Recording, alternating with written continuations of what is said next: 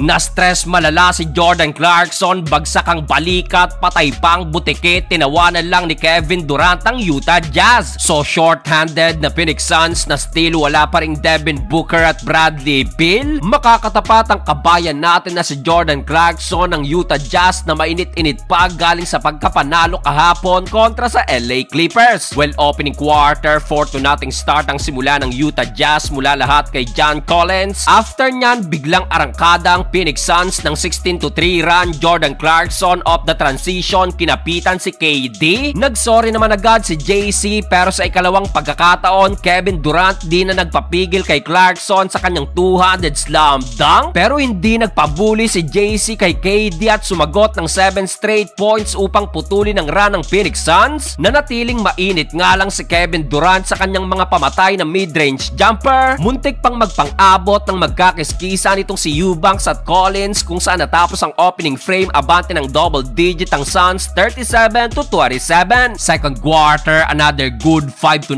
start para sa Utah Jazz. Baba agad ang lamang ng Suns sa 5, 37-32. Lauri Markkanen mainit sa kanyang 4 of 4 shooting beyond the arc. Kung anong init nga lang ni Markkanen, mas mainit naman si Eric Gordon na sumagot ng 12 straight points. Mid-quarter pa lang ng second period, 21 puntos na si Gordon nang ibinalik pa si KD. Hang time panis ang depensa ni Collins sa kanyang layup. Mas na-high pa si KD, nagtatatalon ba naman matapos ang end 1 ni Okogie mula sa kanyang bounce pass, habang si JC nanlamig naman na hindi na nadagdagan pa ang kanyang 7 points, patay pang butike sa kanyang corner 3-point attempt. Natapos ang first half, lumobo na sa 16 points ang lamang ng Suns, 50-66. Third quarter, mas lalo pang nabaon sa limot ang Utah Jazz dahil sa loob ng 5 minuto, Kevin Durant at Grayson Allen kumana ng combined 19 points dahilan upang mamagapa sa sarado 30 ang lamang ng Phoenix Suns. Tinatawanan na lang ni KD ang depensa ng Jazz, ginawa lang ba namang asintahan si THT, habang si Grayson Allen naman niliparan pa si Jordan Clarkson sa kanyang one-handed throwdown. Dahil dyan na-stress na si JC, laglag pa ang balikat sa higpit ba naman ang depensa ni Okogie. Natapos ang third period, tambak malalang Utah Jazz 106-78. Fourth and final quarter, sa laki ng lamang ng Suns, hindi na pinaglaro pa si Jordan Clarkson at Kevin Durant na patawa-tawa pa rin sa bench, kung saan sa huli nang ibabaw pa rin ang second unit ng Suns at nakuha ang ikalawang panalo ngayong regular season. Nakapagtala ng 26 points si KD with 8 of 11 shooting, habang yung 7 points naman ni JC na nagawa ng opening frame hindi na nadagdagan.